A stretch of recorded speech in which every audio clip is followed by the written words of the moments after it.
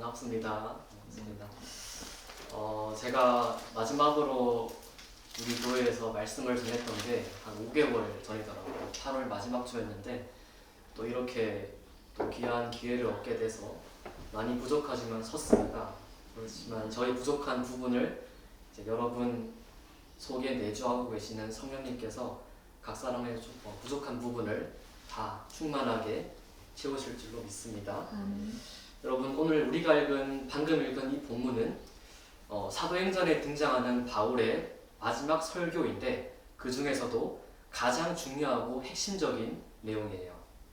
여러분 바울에 대한 소개를 짧게만 하자면은 우리가 읽고 있는 이 성경 특별히 신약 성경이 총 27권으로 되어 있는 책인데 그 중에 절반이 넘는 13권 아니면 14권 정도의 책을 쓴 인물이 이 바울이다 이렇게 말할 정도로 기독교 역사에서 바울은 굉장히 중요하고 또 위대한 인물 중에 한 명이에요.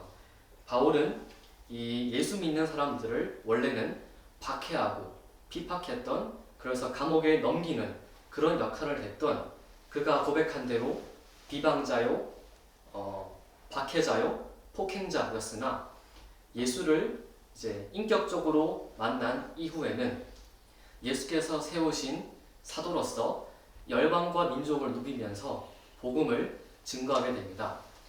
학자들에 따라서 바울의 생애를 구분하는데 많은 차이가 있지만은 대부분의 학자들은 바울이 회심한 시기가 그의 나이 30대 초반일 것이다 이렇게 보고 있어요. 그렇지만 회심을 하고 난 후에 곧바로 우리가 아는 그런 위대한 복음 전도자가 된 것은 아닙니다. 회심을 하고 난 이후에도 약 12년 정도는 그의 고향인 저기 튀르키에 지금도 다소라는 곳이 있는데 그 다소가 위치한 우리로 치면 경상도라고 부를 수 있는 길리기아 지방, 지금의 튀르키의 남부 지방, 그리고 훗날의 베이스 캠프, 말하자면 이방 선교의 전초기지 역할을 했던 수리아 안디옥 교회라는 그 교회가 있는데 그 교회가 위치했던 수리아 지역, 요 두 지방을 바울이 12년 동안 섬기게 돼요. 그러니까 바울이라는 위대한 복음 전도자가 나오기까지는 상당한 시간 동안의 준비와 연단 시간을 통과했다. 우리가 이렇게 볼 수가 있겠죠. 여러분 이렇게 12년 정도의 긴 준비 기간을 거친 바울은 그의 나이 40대 중후반에 이제 본격적으로 전도 여행을 떠나게 됩니다. 약 11년 동안 총 3차례에 걸쳐서 전도 여행을 가게 되는데 요 사도행전 13, 14장이 1차 전도 여행이고 그 다음에 16, 17, 18 요 석장이 2차 여행, 그리고 19장 그리고 우리가 읽은 요 20장 요 2장이 마지막 3차 전도 여행을 기록하고 있어요. 바울이 이 전도 여행 동안 다닌 총 거리만 해도 약 13,000km인데 여러분 체감되게 말씀을 드리자면은 이게 어느 정도 긴 거냐면은 우리가 살고 있는 이 지구의 지름이 13,000km예요. 그러니까 바울이 전도 여행 동안 다닌 총 거리는 이 지구의 허리라고 할 수 있는 적도, 그 적도의 어느 한 지점의 땅을 뚫고 지갑과 멘틀과 내핵과 외핵과 내핵을 뚫고 들어가서 그 반대편 지점으로 갈 수 있는 어마어마한 거리를 바울이 전도 여행 동안 다녔다 이렇게 말할 수가 있겠죠.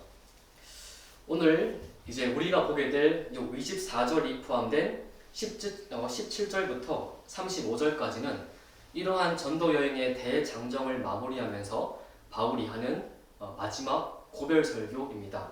여러분 17절을 보시면 이렇게 나와 있죠. 바울이 밀레도에서 사람을 에베소로 보내어 교회 장로들을 청하니. 여러분 여기서 말하는 장로들이라고 할 때 이 장로들이라는 말은 우리가 잘 아는 이 교회의 행정과 그런 사무를 담당하시는 우리가 흔히 말하는 사역 장로 또는 시무 장로님들만을 지칭하는 것이 아니라 이 당시의 용례대로 따르면은 말씀을 가르치는 목회자, 즉 가르치는 장로인 목사들도 함께 포함하고 있는 명칭이에요. 이 에베소 지역은 바울이 2차 전도 여행 때 잠깐 방문했다가 3차 전도 여행 때는 본격적으로 방문을 해서 3차 전도 여행의 총 기간이 약 6년 정도 됐는데 그 중에 절반이 넘는 3년이라는 시간을 이곳 에베소에서 보내게 돼요. 그만큼 바울이 애정을 가지고 사역한 지역이라고 우리가 말할 수가 있겠죠.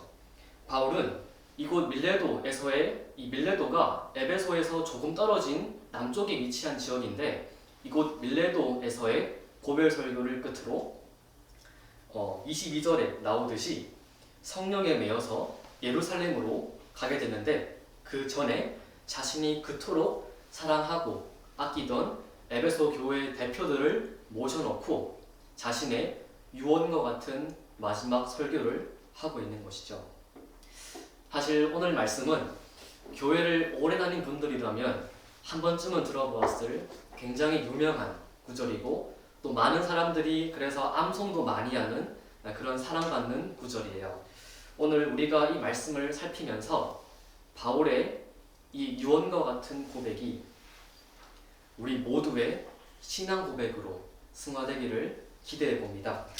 사랑하는 여러분, 첫 번째로 오늘 바울은 과거에 예수님을 인격적으로 만난 자신의 삶, 그리고 현재 믿음으로 살아가는 그 자신의 삶, 그리고 앞으로 미래에 여전히 그 믿음으로 달려갈 순례자의 삶을 오늘 말씀 무엇이라고 표현하고 있습니까? 맨 앞부분에 보시면은 내가 달려갈 길이다 이렇게 말하고 있어요. 달려갈 길. 많은 사람들이 볼 때는, 우리가 볼 때는 지난 20년 동안 회심을 하고 난 후에 12년, 전도 여행 11년, 20년이 넘는 긴 시간 동안 정말 쉬지 않고 달려온, 정말 그 긴 여행을 다니면서 예수의 피 묻은 복음을 전파하고 주님이 택하신 영혼을, 많은 사람들을 주님 앞으로 되돌리고, 그래서 수많은 사역과 수고에 결실을 맺어온 바울이 이제는 나이도 찼고 그만둘 때도 되지 않았나 이렇게 생각할 수도 있지만은 오늘 말씀 보시면은 여전히 바울은 자신에게 달려갈 길이 남아있다고 생각했기 때문에 과거형 또는 이제 현재 완료형인 달려온 길 이렇게 말하지 않고 여전히 미래를 염두에 두는 달려갈 길이다 이렇게 말하고 있는 것이죠. 여러분, 한글 성경은 달려갈 길 이렇게 말하고 있지만은 이 신약 성경의 원래 언어가 그리스어, 원래 고전어로 바꾸면은 헬라어라고 부르는데 그 헬라어로는 드로모스라고 해요. 드로모스.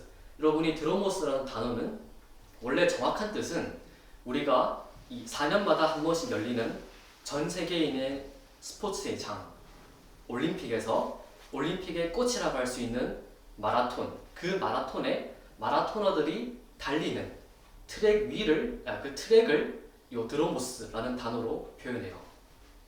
그러니까 지금 바울은 자신이 믿음으로 살아왔고 살아갈 믿음의 여정을 마치 자신이 마라토너가 된 것처럼 생각하면서 우리 성도의 신앙생활은 출발선과 결승선이 정해진 마라톤 위를 달리는 것과 같다라는 의미에서 이 표현을 쓰고 있는 것이죠.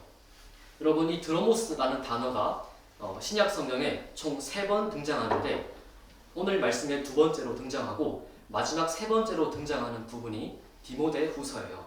여러분, 이 디모데 후서는 바울의 이 최후회 마지막 서신인데 이 디모데 후서를 쓸 당시에는 바울이 1차 투옥 때와 달리 2차로 투옥됐는데 이 2차 투옥 때는 자신의 이제 순교를 앞두고 그런 자신의 죽음을 예상하면서 쓴 서신이 디모데 후서예요. 그래서 이 디모데 후서에 이렇게 쓰이고 있어요. 나는 선한 싸움을 싸우고 나의 달려갈 길 드로모스, 이 드로모스를 마치고 믿음을 지켰다. 여러분, 이때는 기독교에 대한 박해가 가장 극심했던 로마 제국의 그 악명 높은 네로라는 그 황제의 시기를 통과하는 시기였고, 그래서 바울은 1차 투옥 때와는 달리 이번 2차 투옥 때는 더 이상 자신이 출소되지 못하고 순교를 하겠구나 라는 죽음을 염두했기 때문에 이번에는 달려갈 길을 마친다 이렇게 쓰고 있는 것이죠. 사랑하는 여러분, 바울이 사실 우리 성도의 신앙생활을 이렇게 길 위를 가는, 이렇게 마라톤을 간다 이렇게 말하는 것이 조금은 생소한 표현일 수는 있지만은 성경은 곳곳에서 성도의 신앙 여정을 말할 때 길 위를 가는 것으로 묘사하고 있고, 이러한 부분들이 가장 잘 드러난 부분들은 사실 구약 성경이에요. 가장 대표적으로 창세기 17장을 우리가 볼 수 있는데, 여러분 이 17장은 무슨 내용이냐면은 우리가 너무나 잘 아는 믿음의 조상 아브라함이 12장에 이어서 15장에 첫 번째로 여호와 하나님과의 언약을 갱신하고 요 17장에서 두 번째로 갱신하게 돼요. 더불어서 자신의 후손으로 이삭이 태어날 것을 다시 한 번 더 하나님께 약속받고, 특별히 우리가 잘 아는 이름인 이 아브라함, 원래 이름이었던 아브람에서 새로운 이름인 아브라함이라는 새로운 이름을 부여받는 내용이 요 창세기 17장이에요. 그 17장 1절에 보면 이런 말씀이 있어요. 너는 내 앞에서 행하여 완전하라. 여러분 한글 성경은 행하여 라고 되어 있지만은 원문은 행하여가 아니에요. 원래는 영어로 말하면은 walk, 즉 걷다입니다. 걷다. 다시 말하면 너는 내 앞에서 걸으면서 완전하라, 이렇게 원문은 표현하고 있어요. 말하자면 하나님의 말씀과 뜻에 따라 산다는 것은 하나님 그분이 목적지이신 그 길을 걸어가면서 날로 그분과 더욱더, 목적지이신 그분과 더욱더 가까워진다 라는 의미를 담고 있는 것이죠. 한 부분만 더 보려고 하는데, 신명기 30장 16절에는 말씀 중간에 또 이렇게 나와 있어요. 그 모든 길로 행하며. 여러분 이 신명기라는 말씀, 특별히 요 방금 읽어드린 16절 말씀은 모세가 자신의 죽음을 앞두고 고별 설교를 하게 되는데, 그 고별 설교를 이제 요약하는 부분이 요 내용이에요. 그러면서 그 모든 길로 행하라 이렇게 말하고 있는데, 여러분 여기에 나오는 행하다 라는 말도 원문은 행하다가 아니에요. 이 말도 똑같이 걷다입니다. 걷다. 더욱이 방금 제가 말씀드린 것처럼 어디로 걷습니까? 그 모든 길로 걸어라 라고 되어 있는데, 그 모든 길이라고 말할 때 요 길이라는 길이라는 단어가 이 구약 성경의 언어인 히브리어로 데레크예요. 데레크. 여러분이 데레크라는 단어와 신약 성경의 언어인 헬라어와 조응하는 단어, 데레크와 조응하는 헬라어 단어가 호도스예요. 호도스. 같은 뜻입니다. 길이라는 뜻이에요. 이 호도스라는 단어가 신약 성경에 굉장히 많이 쓰이고 있는데, 그 중에 하나가 우리가 너무나 잘 아는 예수님의 7가지 요한복음에서의 7A니, 나는 무엇이다 라고 선포하신 것 중에 하나인 나는 길이요 라고 할 때 이 호도스가 쓰였어요. 그러니까 모세가 이 구약에서 모든 길로 행하라 할 때 이 길은 1차적으로는 모세가 지금까지 얘기해왔던 하나님이 주신 그 율법과 계명을 의미하고 있지만은, 가장 궁극적으로는 길이신, 진리의 길 그 자체이신 예수께로 걸어라 이렇게 말하고 있는 것이죠. 구약과 신약은 연결되어 있어요. 결코 분리된 책이 아닙니다. 그러니까 결국 성도의 신앙생활을 길 위를 걸어가는 것으로 묘사하는 것은 하나의 수식적인 표현이 아니라 우리 성도들이 마땅히 살아야 하는 삶의 방식이자 태도로서 제시되고 있는 것이죠. 사랑하는 여러분, 우리가 어려서부터 신앙생활을 시작했든지 아니면은 삶의 어느 순간에 복음을 듣고 전도를 받아서 회심하여서 믿음 생활을 시작하든지 아무 상관없이 우리 모두는 예수라는 길을 가는 순례자들입니다. 여러분과 저는 하나님이 우리 각 사람 앞에 놓으신 길을 걸어가는 존재들이에요. 왜요? 이 길이 바로 성화의 길이기 때문입니다. 성화는 거룩해지는 것이죠. 성화는 성도의 삶에 반드시 나타나야 하는 믿음의 열매예요. 성화라는 것은 예수, 구주이신 예수님이 우리의 모든 죄를 대신 짊어지시고 십자가를 지신 대속적 구속이 구원의 근거가 되고, 이 사실과 성삼위 하나님이 나의 주인이시자 왕이시라는 사실을 믿음이라는 수단이자 통로로 받는 모든 성도들에게 나타날 수밖에 없는 삶의 특징이에요. 우리는 하나님께서 천상의 잔치, 죽음으로 부르시는 그날까지, 그 직전까지 우리 앞에 놓인 믿음의 길을 걷고 달려가는 마라토너처럼 주님의 그 거룩하심과 온전하심을 닮아가려고 발버둥치고, 그래서 결국에는 주님이 우리에게 원하시는 그 거룩함의 분량, 성화의 분량, 그리스도의 장성한 분량이 충만한 데까지 이르는 것이 여러분과 제가 이 땅에서 우선순위에 놓아야 할 가장 최우선의 과제이자 부르심인 것이죠. 그래서 바울은 빌립보서 2장에서 이렇게 표현하고 있어요. 항상 복종하여 두렵고 떨림으로 너희 구원을 이루라. 구원은 여러분과 저에게 세상이 줄 수 없는 참 자유와 기쁨을 주지만은 동시에 뭐라고 말합니까? 두렵고 떨림으로 구원을 이루어라. 어떤 목사님은 이루라 라는 말보다는 이루어 가라 라고 표현하는 것이 맞다고 하시던데, 저는 동의해요. 이루어 가는 것이죠. 우리가 그 길을 걸어가면서 예수를 통하여 이루어진, 루터가 표현한 것처럼 우리가 제거해야 할 죄와 사망과 사탄과 율법과 율법의 매임과 하나님의 진노로부터의 해방과 참 자유를 충분히 누리면서 감사하는 마음을 가지고 살아야지만은 동시에 거기서 멈추지 말라는 것이죠. 그래서 바울은 또 이렇게도 표현합니다. 내가 이미 얻었다 함도 아니요 온전히 이루었다 함도 아니라 오직 내가 그리스도 예수께 잡힌 바 된 그것을 잡으려고 달려가노라.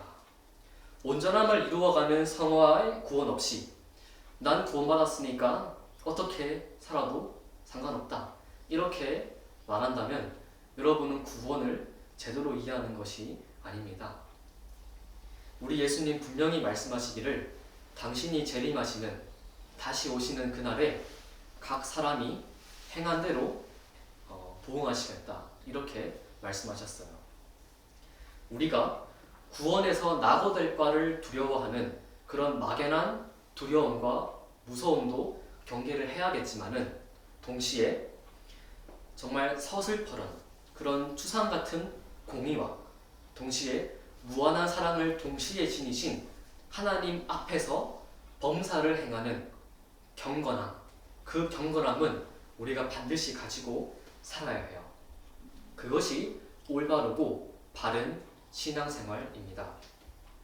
그렇지만 사랑하는 여러분, 우리가 반드시 기억해야 하는 것은 그럼에도 여러분과 저는 여전히 부족한 인간이고 연약한 존재들이기 때문에 때로는 그 길 위에서 내가 가는 이 길이 맞나 라는 것을 때로는 고민하면서 갈등할 수도 있고, 아니면은 말씀을 따라 산다는 이유만으로 사람들의 조롱과 비난도 때로는 조소도 받을 수 있고, 또는 우리의 여전히 연약한 본성 때문에 하나님과의 바른 사귐과 교제를 가로막는 우리의 죄와 허물이 장성할 수도 있기 때문에 우리가 그 길을 가는 와중에서도 넘어지고 지쳐서 쓰러질 수 있는 존재라는 것이에요. 그렇지만 여러분, 그 길 끝에는 누가 계십니까? 하나님이 계십니다. 하나님이. 그리고 그 하나님은 때로는 그렇게 낙심하고 좌절하고 있는 여러분을 그저 멀리서만 바라보시는 것이 아니라 우리에게 친히 오셔서 여러분들을 위로하시고 그 길이 만나를 고민할 때는 여러분에게 확신을 주시고 말씀으로 붙드시고 죄와 허물이 장성할 때는 마치 사랑하는 아들, 딸들을 대하시듯이 우리를 꾸짖기도 하시고 책망하기도 하세요. 그래서 결국은 우리가 끝까지 그 성화라는 이 길을 완주할 수 있도록 우리를 붙드십니다. 그리고 그 길 끝에서 우리 사랑하는 구주 예수님이 그 넓으신 팔을 두 팔을 쫙 벌리시고 여러분 각 사람에게 잘했다, 수고했어 라고 하시면서 여러분들을 꼭 안아주실 것을 우리는 믿어야 해요. 사랑하는 여러분, 신앙생활은 절대로 쉬운 여정이 아닙니다. 우리가 가는 이 길은 고속도로와 같이 그렇게 평탄하고 쫙 펴진 그런 길이 아니에요.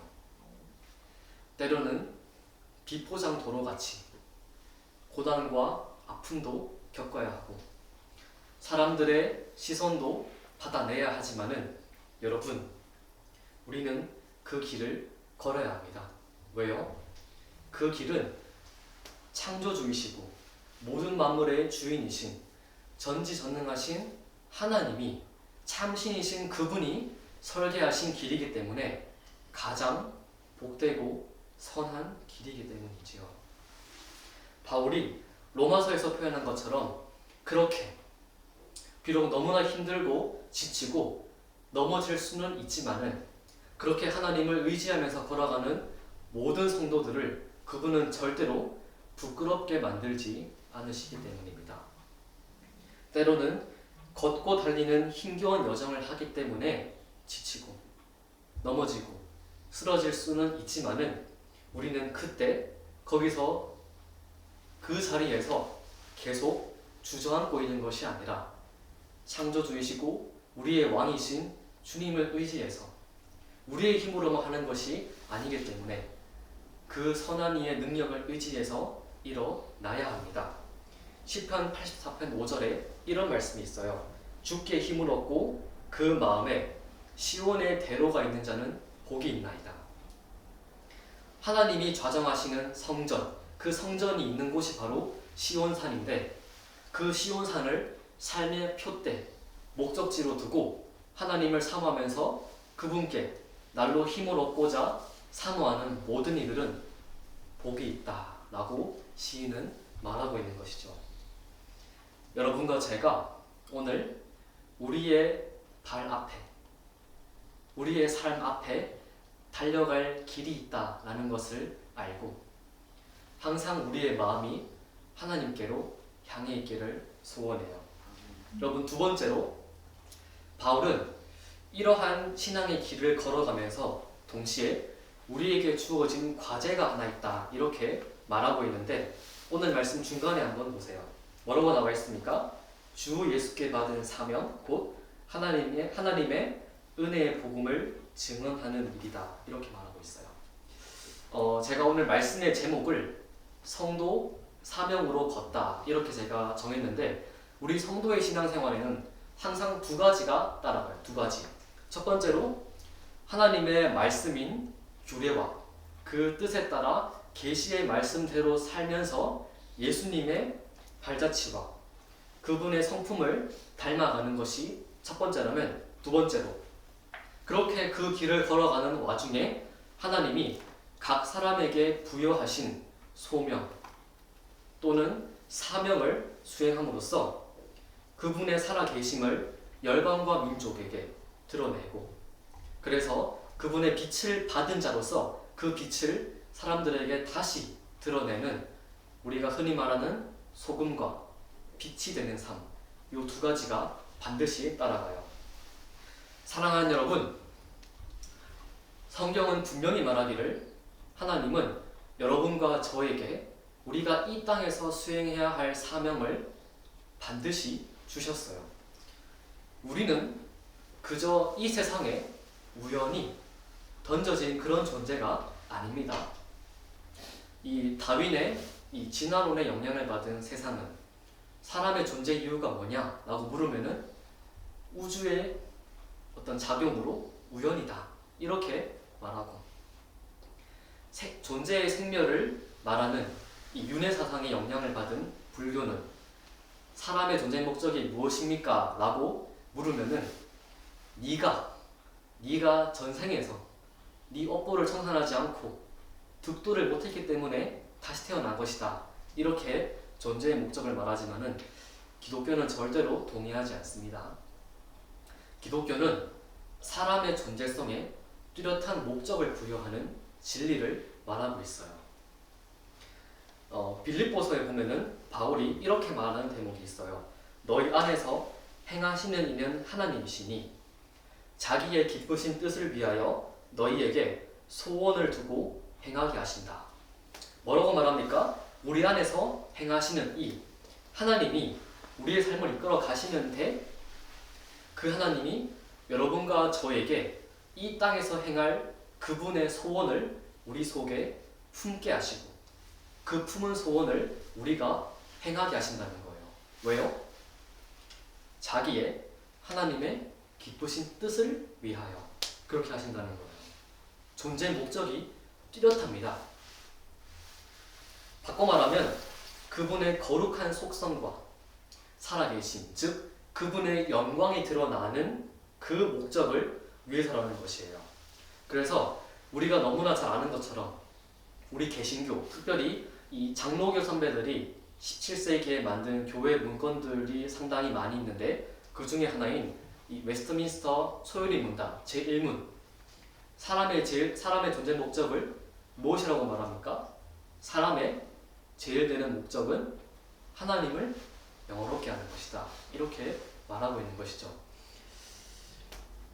바울이 또 디도서라는 책을 썼는데 디도서 2장에서도 당시의 그리스도인들의 절대 다수를 차지했던 종들, 한마디로 노예들에게 그들이 노예들이니까 너무나 하찮고 보잘것없는 그런 지극히 작은 일을 한 사람들이었지만은 그 일조차도 죽게 하듯이 신실하게 행할 것을 권면한 바울이 그 이유를 범사에 우리 구주 하나님의 교훈을 빛나게 하려 함이라 이렇게 그 이유를 제시하고 있어요. 사랑하는 여러분, 여러분과 제가 특정한 직업으로 부르심을 받은 것은 언뜻 보기에는 우리의 재능과 선택이 큰 영향을 미친 것 같지만은 성경은 절대로 동의하지 않습니다. 사명을 주신 분도 하나님이시고 그 사명을 수행할 수 있도록 건강한 육체와 지식과 또 그런 환경조차도 주신 분은 하나님이세요. 아멘. 오늘 말씀에서 자세히 보시면은 바울은 분명히 말하기를 그냥 사명을 수행한다 이렇게 말하는 것이 아니라 그 앞에 뭐라고 나와 있습니까? 주 예수께 받은 사명이다. 사명의 주체가 누구라고요?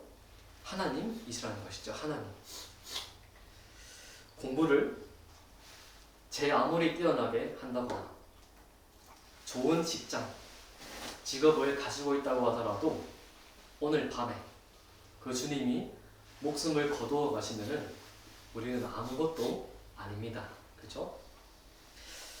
제가 우리 사회를 보면서 참 안타까운 것 중에 하나가 가뜩이나 이렇게 저출생이라는 사회 문제 때문에 참 사회가 큰 아픔을 겪고 있는데 그렇기 때문에 참으로 소중한 우리 아이들, 우리 미래 세대 아이들을 어릴 때부터 그렇게 죽어라 공부를 시키는데 단 하나의 목표, 우리가 잘 아는 그런 단 하나의 직업군을 위해서만 공부를 시킨다는 것이 참 안타까워요. 사실은 성경은 교회를 말할 때 지체는 많으나 팔, 다리, 상체, 목, 발가락 이런 수많은 지체는 많이 있으나 몸은 하나다 라고 교회를 말하고 있는데 세상도 똑같이 다양한 직업들, 다양한 사람들이 공존하는 가운데에서 세상이라는 공이 굴러가는 것인데 우리 사회는 너무나 다양한 이 직업군을 획일화하고 서열화하고 심지어 차별하는 모습을 우리가 볼 수 있어요. 특별히 이렇게 몸을 쓰는 육체 노동을 우리 사회가 많이 아직은 과거에 비해서는 많이 좋아졌지만은 여전히 천대하는 모습을 우리가 가끔씩은 볼 수 있어요. 여러분, 서구 사회를 한번 보면은 선진국일수록 직업에 대한 귀천을 함부로 규정하지 않아요. 서구도 물론 때로는 이 고용자와 사용자가 갈등을 일으키면서 분열을 일으키기도 하지만은, 그러나 많은 경우에서는 최대한 서로가 양보하고 타협하면서 더불어 살아가는 사회를 만들어가는 모습을 우리가 서구를 통해서 볼 수 있어요. 직업에 대한 성숙한 의식, 그것이 비록 현재 서구가 복음에서 많이 벗어난 그런 사회이긴 하지만은 저는 그것이 직업으로서의 소명, 다양한 직업이 하나님께서 주신 것임을 알고 그렇게 직업을 생각하고 다양한 사람들을 존대하려는 그런 서구의 과거 기독교 사회에 영향을 받은 것이 아닌가, 저는 이렇게 생각하고 있어요. 여러분, 종교개혁자인 마르틴 루터는 설교하기를, 그 당시 루터가 살았던 이 독일은 16세기 중반인 이 독일 사회는 소나 양, 가축을 기르는 목축업이 상당히 발달한 그런 사회였는데, 이 젖짜는 것, 우리가 우유를 마시기 위해서 젖을 짜지 않습니까? 그 젖짜는 것을 두고 이렇게 말했어요. 하나님이 젖짜는 그 하녀의 소명을 통해서 하나님 자신이 친히 젖을 짜신다. 그리고 그 젖짜는 일과 내가 강단에서 하나님의 말씀을 선포하는 일은 똑같이 중요하다. 이렇게 말했어요. 사랑하는 여러분, 우리가 살아가는 이 자본주의 사회는 많은 부분에서 건강한 부분을 가지고 있는 것이 틀림없지만은 가장 큰 약점 중에 하나는 사람들을 능력에 따라 차별하는 것을 정당화한다는 것이에요. 능력이 많은 사람은 존대하고 능력이 일천하거나 부족한 사람은 하대하는 것을 이상하게 여기지 않는 그런 사회를 우리가 살아가고 있어요. 하지만 여러분, 성경은 절대로 동의하지 않습니다. 성경은 분명히 말하기를 능력을 주신 분도 하나님이시고 거두어 가시는 분도 하나님이시다, 이렇게 말하고 있어요. 제가 성경을 읽으면서 참 감격을 느꼈던 부분 중에 하나가 마태복음 25장에 나오는 예수님의 그 달란트 비유예요. 이 달란트 비유를 보면은 주인이 먼 길을 떠나면서 자신의 3명의 종들에게 자신이 가지고 있는 달란트를 맡기는 장면이 나와요. 첫 번째 종에게는 5, 두 번째 종에게는 2, 그리고 세 번째 종에게는 1 달란트를 맡기고 주인이 떠납니다. 그리고 그 결과는 여러분 잘 아는 것처럼 세 번째 종을 제외한 첫 번째, 두 번째 종들은 각각 받은 달란트를 2배씩으로 불려냈어요. 그래서 주인이 먼 길을 돌아와서 이제 청산을 하게 되는데, 사랑하는 여러분, 재밌게도 흥미롭게도 주인이 그 첫 번째와 두 번째 종을 칭찬하시는 그 칭찬 멘트가 똑같아요. 첫 번째 종을 칭찬하시는 대목이 21절에 나오고 두 번째 종을 칭찬하시는 대목이 23절에 나오는데, 한글 성경, 영어 성경, 그리고 원문조차도 칭찬 멘트가 똑같아요.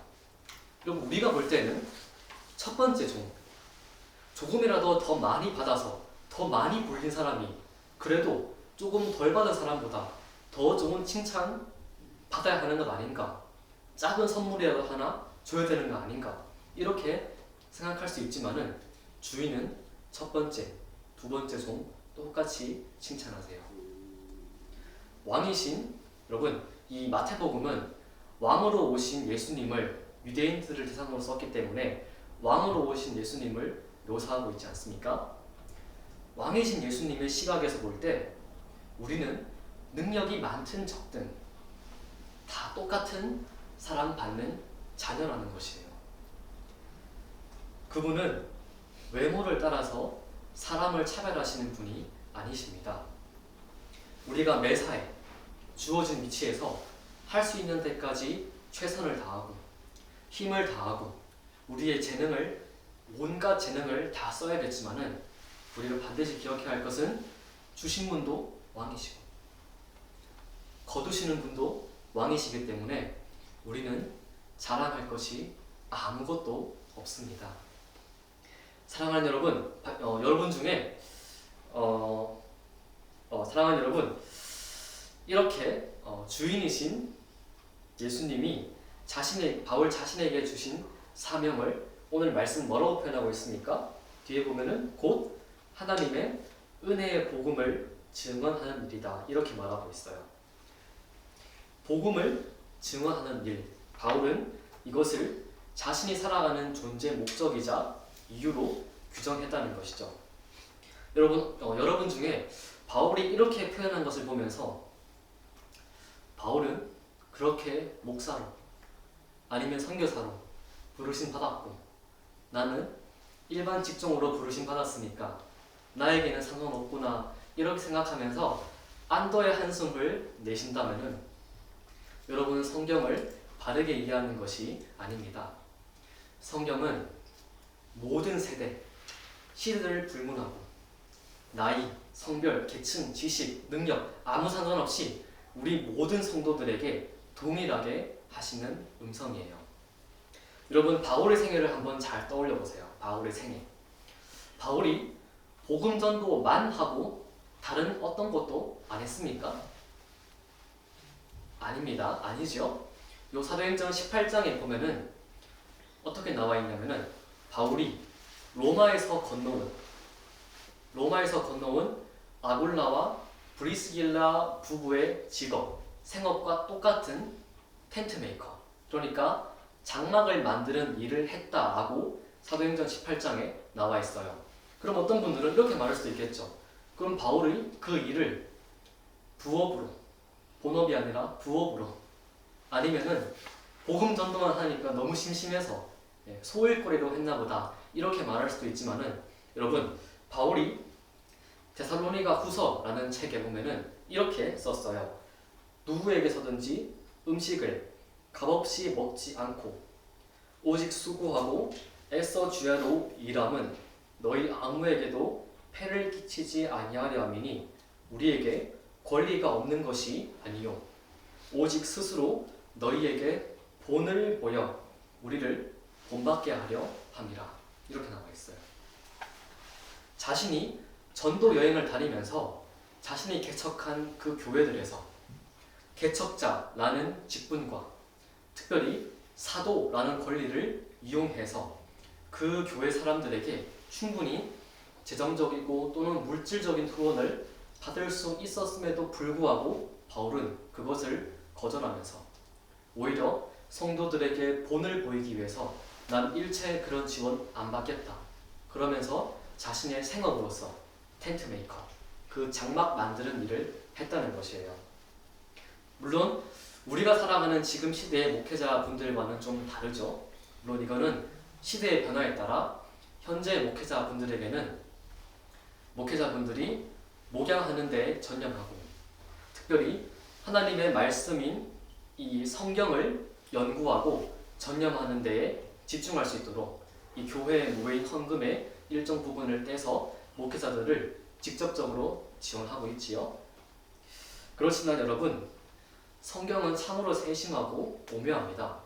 여러분, 만약에 오늘 이 말씀을 다른 일은 아무것도 하지 않은 바울이라는 사람을 하나님이 성경의 이 저자로 시켰다면은 이 말씀을 목회자가 아닌 일반 성도들이 받기에는 다소 무리가 있을 수 있어요. 그렇지만 오히려 그렇기 때문에 이 성경을 기록하신 성령 하나님은 복음 전도라는 우리의 본연의 사명과 동시에 생업을 동시에 가지고 있었던 바울이라는 특별한 인물을 통해서 우리에게 이 말씀을 하시고 있다는 사실을 우리는 알아야 해요. 그것이 뭐라고요? 복음을 전하는 일이다, 이렇게 말하고 있는 것이죠. 생업을 가진 바울도 그렇게 했는데 우리는 말할 필요도 없겠죠. 그죠? 사랑하는 여러분, 많은 사람들이 제가 이제 서울에 교회를 다니면서 저희 셀 모임을 하게 됐는데 셀 모임을 하고 난 다음에 항상 마지막에 개인적인 기도 제목을 나누는 시간을 꼭 가졌어요. 그때 참 아쉬운 부분 중에 하나가 많은 우리 지체들이 개인적인 기도 제목을 많이 얘기해요. 진로, 직장, 취업, 결혼, 더 나아가서 자녀 이런 문제, 지극히 개인적인 일들을 많이 말했어요. 그렇지만 사랑하는 여러분, 우리 교동문 아까 고백한 것처럼 성도는 먼저 그의 나라와 의를 구하는 사람입니다. 우리는 어떤 자리에서든지 관계없이 복음을 가지고 복음을 전파하고 복음을 살아내는 부르심을 받고 있는 것이죠. 왜요? 우리는 예수의 증인이기 때문입니다. 증인. 사도행전의 문을 여는 1장 8절, 너무나 유명한 말씀이죠. 뭐라고 말하고 있습니까? 오직 성령이 너희에게 임하시면 너희가 권능을 받고 예루살렘과 온 유대와 사마리아와 땅 끝까지 이르러 내 증인이 되리라. 사도행전의 포문을 여는 사도들이 어떻게 살아야 하는지, 우리가 어떻게 살아야 하는지 그 포문을 여는 1장에서 우리에게 선포하시는 주님의 선언문이에요. 여러분과 저는 예수의 증인이고, 증인의 가장 큰 역할은 우리가 듣고 보고 아는 바를 많은 사람들 앞에서 진솔하게 증언하는 것이죠. 물론 쉽지는 않습니다. 그죠? 히브리서에서도 성도들을 가리켜서 세상이 감당하지 못할 자들 이렇게 말하고 있고, 특별히 참 슬프지만은 우리가 코로나 시대를 통과하면서 교회를 향한 이 비난과 이 따가운 눈총이 과거보다 조금 더 증가했다는 것을 많은 데이터들이 보여주고 있어요. 그래서 그런지 많은 사람들이 상대적으로 쉬운 신앙생활을 택하고 있는 것이 현실이에요. 여러분, 제가 지난 학기에 학교를 다니면서 들은 과목 중에 한 개가 선교학 입문이라는 과목을 제가 들었는데 참 유익하고 좋은 강의였어요. 많은 것을 배웠는데 그 강의의 주 교재로 이 선교학자인 마이클 거힌이 쓴 21세기 선교학 개론이라는 책을 썼어요.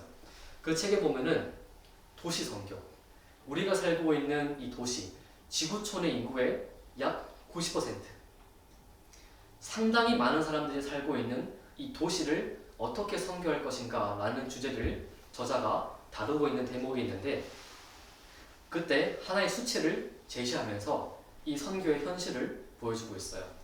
여러분, 100년 전, 약 120년 전이라고 할 수 있는 1900년도에는 도시 인구의 70%가 기독교인이었어요. 70%.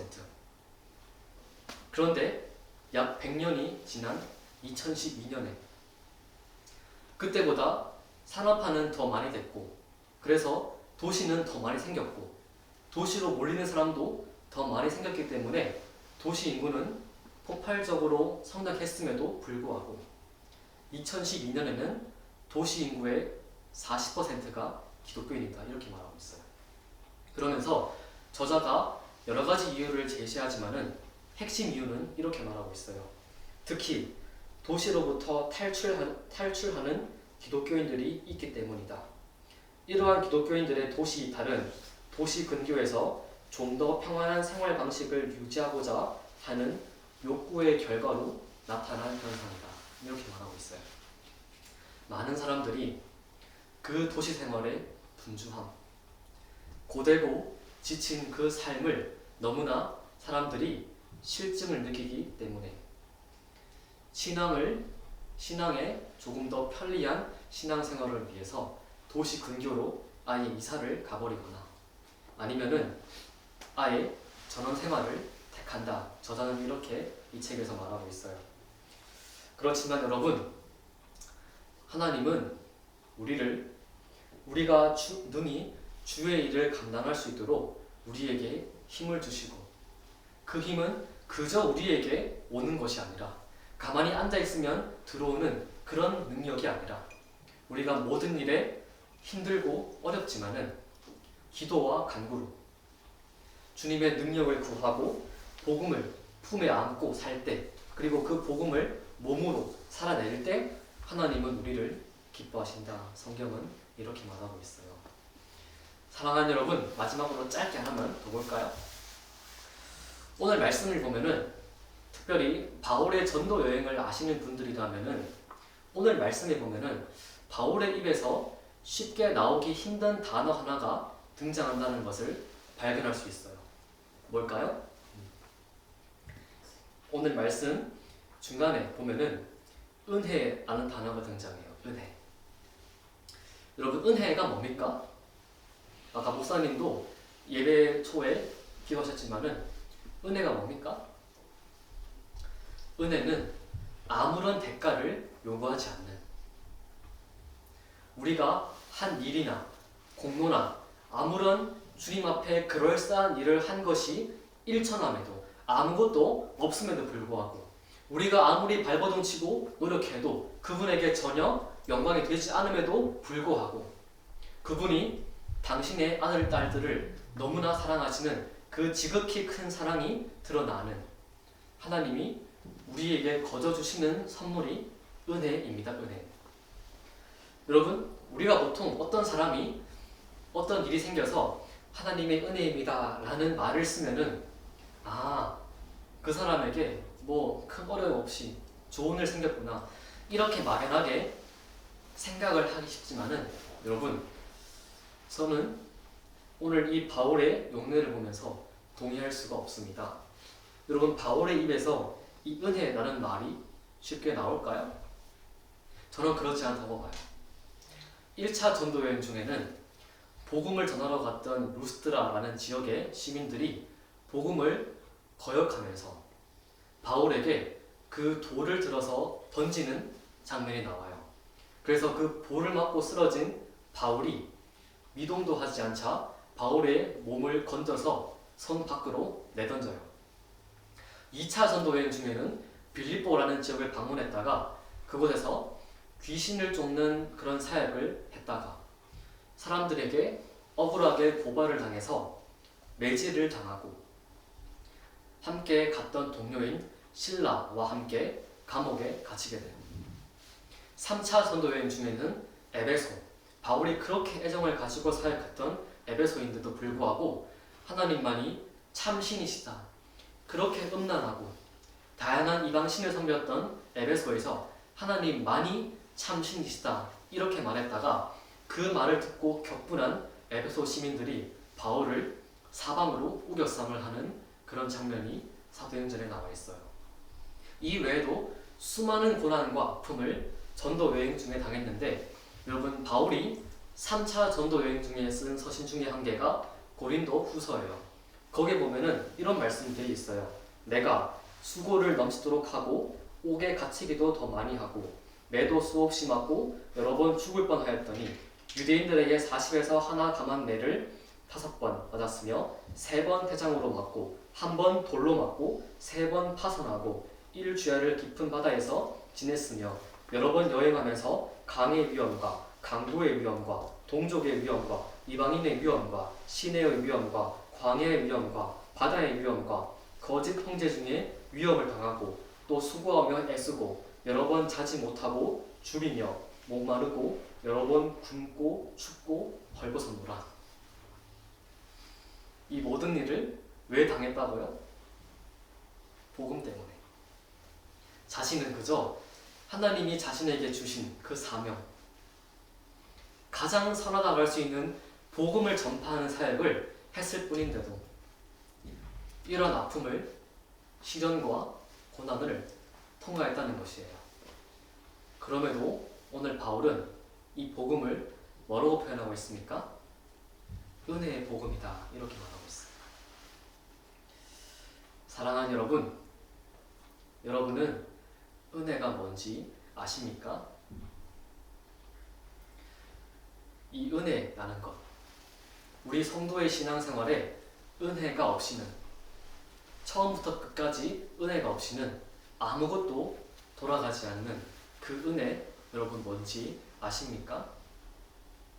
우리가 이 은혜라는 게 없으면은 예수를 통한 구원이라는 이 특별 은총은 물론이고 이 땅에서의 평범한 삶조차 발걸음을 내딛고 음식을 소화시키는 이런 평범한 삶조차 영위하게 만드는 일반 은총도 다 끊어지면은, 은혜가 없으면은 우리는 아무것도 할 수 없는데, 여러분 은혜가 뭔지 아십니까?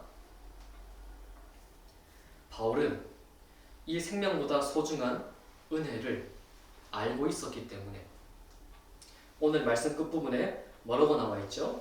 나의 생명조차 조금도 귀한 것으로 여기지 아니한다. 여러분 이렇게 말하고 있는데, 사실 원문에는 이 문장이, 방금 읽어드린 이 문장이 오늘 말씀 맨 앞부분에 있어요. 무슨 말을 하고 싶어 하는 겁니까? 바울이 달려갈 길을 달리고 주 예수께 받은 사명을 수행할 수 있는 가장 궁극적인 지극히 큰 이유가 뭐라고요? 하나님이 지극히 부족하고 죄의 덩어리인 자신에게 부어주신 그 은혜가 뭔지를 알기 때문에, 우리의 가장 소중한 것이라고 할 수 있는 생명조차도 아까워하지 않고 주의 일을 위해서 몸을 내던지는 그런 모습을 볼 수 있는 것이죠. 누구처럼? 예수님처럼. 예수님. 당신의 사랑하는 아들, 딸들을 위해서 목숨까지 십자가에서 버리신 그 예수님의 발자취를 바울이 똑같이 뒤따라서 가고 있는 것이죠. 사랑하는 여러분, 우리 이렇게 사십시다. 이렇게 악하고 섬기고 봉사하고 사랑하고 아무 대가 없이 은혜 베풀기를 너무나 거역하는 이 어리석은 사회를 살아가는 중에도 복음이 주는 참 자유와 기쁨과 감격이 뭔지를 알고, 특별히 이렇게 가늠할 수 없는, 함부로 측량할 수 없는 은혜가 뭔지를 알고, 그래서 우리의 신앙의 여정을 끝까지 걷고 달리면서 여러분 각 사람에게, 저에게 주어진 사명을 수행하는 신실한 순례자의 삶, 우리 모두의 삶이 되기를 바라고 축복합니다. 아멘.